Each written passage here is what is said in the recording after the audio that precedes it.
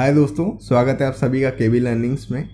Disorders of respiratory system जानेंगे आज के इस वीडियो में कि किस तरीके से हमारी ये रेस्पिरेटरी सिस्टम में जो भी डिसऑर्डर्स हैं, जो भी डिजीजेस हैं रेस्पिरेटरी सिस्टम से रिलेटेड, उसके बारे में जानने वाले हैं।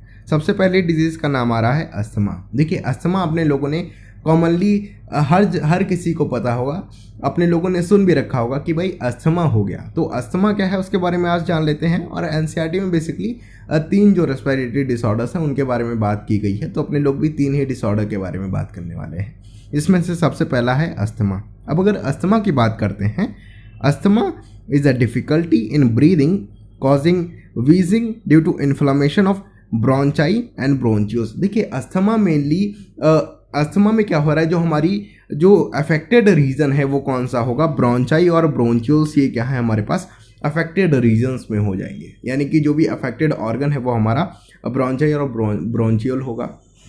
अस्थमा में होता क्या है कि जो भी एरिया है वो थोड़ा सा कम हो जाता है, जो भी डायमीटर है एल्विलाई का वो हल्का सा कम हो जाता है। जो हमारा ट्रैक है उसका जो डायमीटर है वो हल्का सा कम हो जाता है, जिसकी वजह से अपने लोगों को बेसिकली सांस लेने में दिक्कत होती है। अब जो भी पंप्स आते हैं तो पंप्स का काम क्या होता है, उसमें जो भी कैप्सूल पड़ते हैं, जो भी मेडिसिन यूज़ की जाती हैं, उसकी वजह से जो भी डायमीटर कम हो गया है वो एक तरीके से फैल जाता है, अपने जो डायलेशन है वो इंक्रीज़ हो जाता है, जिसकी वजह से जो सरफेस एरिया है वो इंक्रीज़ हो जाएगा और फाइनली अपने लोगों को सांस लेने में दिक्कत नहीं होगी। तो ये था बात हो गई हमारे पास अस्थमा की। सेकेंड आता है एम्फाइसीमा। अब एम्फाइसीमा क्या है, और एम्फाइसीमा काफ़ी ज़्यादा इंपॉर्टेंट हो जाता है क्योंकि ये बेसिकली होता है सिगरेट स्मोकिंग से। अब एम्फाइसीमा क्या है उसके बारे में देखते हैं।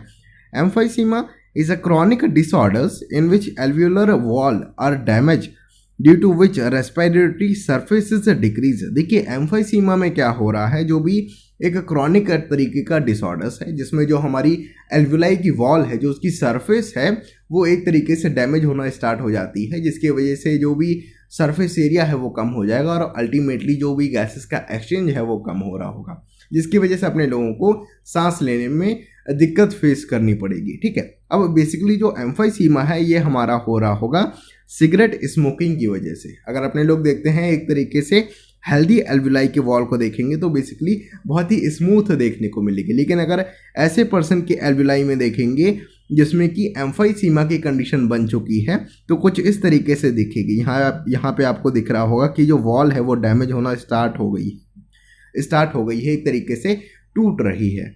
अब अगर अपने तीसरे नंबर के डिसऑर्डर्स की बात करते हैं तो ये है हमारे पास ऑक्यूपेशनल रेस्पिरेटरी डिसऑर्डर्स। देखिए, नाम से ही समझ में आ रहा है ऑक्यूपेशनल, यानी कि ये हमारे ऑक्यूपेशन से रिलेशन में है, ऑक्यूपेशन से रिलेटेड है, इस तरीके का डिसऑर्डर है।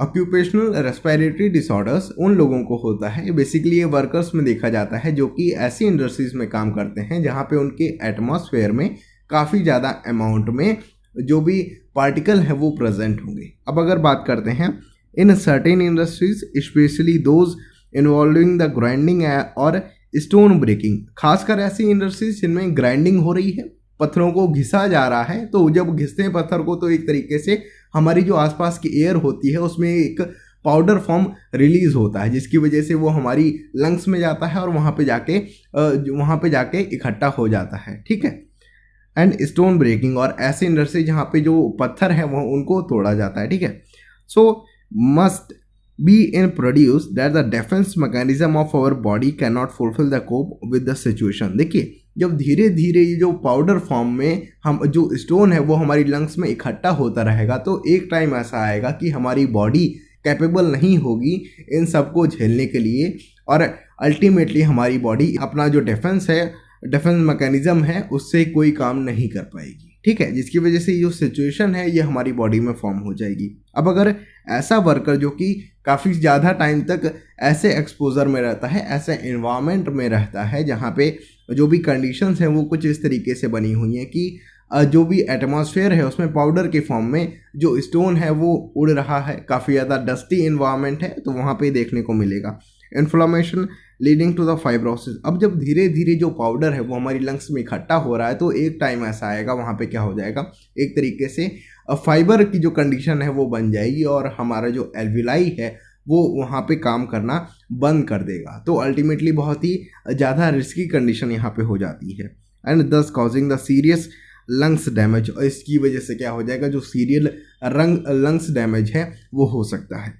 वर्कर्स इन सच इंडस्ट्रीज, अब ऐसी इंडस्ट्री जहाँ पे ग्राइंडिंग हो रहा है, स्टोन से रिलेशन में जो भी वर्क हो रहा है, वहाँ पे जो वर्कर्स हैं उनको प्रिफर किया जाता है कि उन लोगों को मास्क पहने रहना चाहिए। ठीक है, तो यहाँ पे अपने लोगों ने 3 तरीके के जो भी रेस्पिरेटरी डिसऑर्डर्स हैं उनको अपने लोगों ने कवर कर लिया है, जिसमें से सबसे पहला था अस्थमा, उसके बाद था एम्फाइसीमा और सबसे लास्ट में अपने लोगों ने पढ़ा ऑक्यूपेशनल रेस्पिरेटरी डिसऑर्डर्स।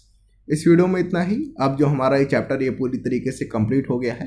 अगले वीडियो में अपने लोग काफ़ी ज़्यादा और भी जो नए टॉपिक्स हैं उनके बारे में बात करने वाले हैं। जुड़े रहिए हमसे। अगर आपने अभी तक हमारे चैनल को सब्सक्राइब नहीं किया है तो प्लीज़ सब्सक्राइब कर लीजिए, और अगर आप कोई सजेशन देना चाहते हैं तो आप हमसे कमेंट बॉक्स में हम लोगों को अपनी बात पहुंचा सकते हैं। मिलते हैं आपसे अगली वीडियो।